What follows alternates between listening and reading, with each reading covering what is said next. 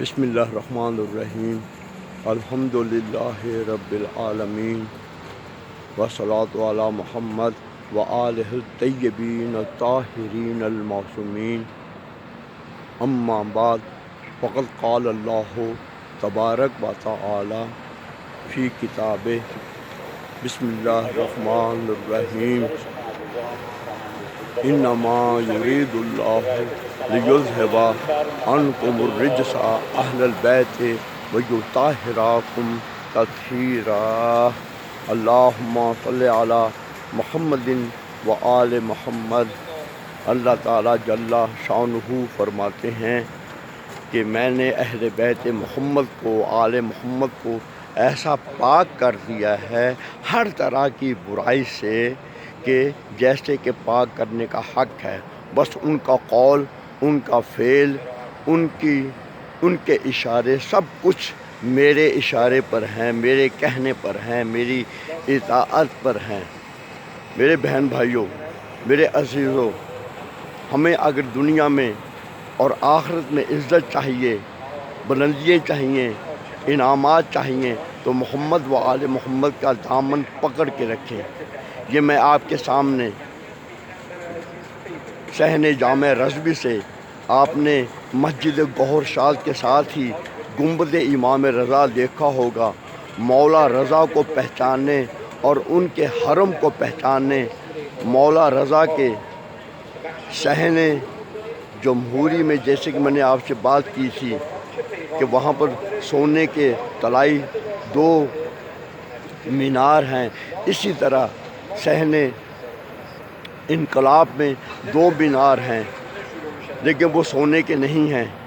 ایک پر گھڑی لگی ہوئی ہے اور دوسرے پر جو ہے نقارے بجائے جاتے ہیں، وہ مستطیل میں ہے، جیسے کہ میں نے پہلے بھی آپ سے عرض کیا ہوگا۔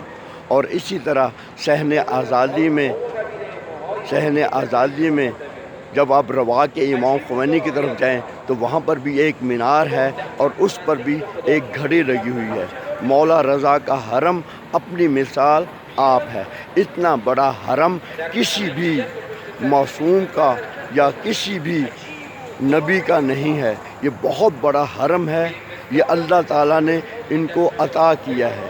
یہاں میں جو آپ سے بات کرنا چاہتا ہوں کہ حرم کو دیکھنا، حرم کے فانوسوں کو دیکھنا، حرم کے زائرین میں جو آنے والے ہیں ان کو دیکھنا، نامحرموں کو نہیں، نامحرموں کی بات نہیں کر رہا، تو وہ سب کی سب عبادت ہے۔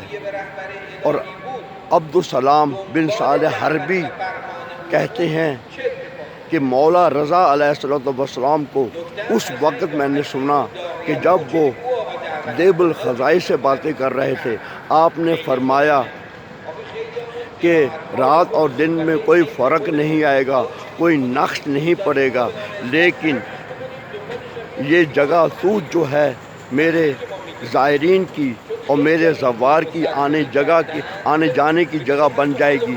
جو میری غریب الوطنی میں میری زیارت کرنے کے لیے آئے گا، اللہ تعالیٰ اس کے تمام گناہوں کو معاف کر دے گا اور قیامت کے دن وہ میرے مقام پر، میری جگہ پر کھڑا ہوگا، میرے ساتھ کھڑا ہوگا۔ میرے بھائیوں، اللہ سے دعا کریں کہ ہمیں مولا رضا کے حرم میں اور دوسرے مقدس مقامات پر جانے کی توفیق عطا فرمائے۔ اور میں یہاں پر ہمیشہ آپ بہن بھائیوں کے لیے نائب زیارت بھی ہوں، آپ کے مرحومین کے لیے فاتحہ بھی پڑھتا ہوں اور آپ کے جو مشکلات ہیں ان کو دور کرنے کے لیے دعائیں بھی مانگتا ہوں۔ اور سب سے بڑی دعا یہ ہے کہ اللہ تعالیٰ آپ سب کو محمد و آل محمد کی مزید معرفت عطا فرمائے اور آپ کو واجبات پر عمل کرنے کی توفیق عطا فرمائے۔ وما علینا الا البلاغ المبین۔ آخر میں یہ ہے کہ اس حقیر کو بھی اپنی دعاؤں میں شامل رکھیں۔